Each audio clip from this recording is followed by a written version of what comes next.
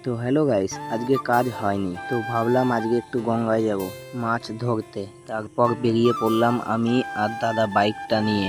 যেতে যেতে প্রকৃতির দৃশ্যগুলো খুব সুন্দর লাগছিল। তারপর দেখতে দেখতে চলে আসলাম গঙ্গায়। আর এখানে আসতে হলে তোমাদের শিমুরালি স্টেশনের টিকিট কাউন্টার থেকে 1 মিনিটের হাঁটা পথ অটো স্ট্যান্ড, ওখানে গিয়ে বলতে হবে শিবতলা ঘাট যাব। এইটুকু বললেই তোমাদের এখানে পৌঁছে দেবে।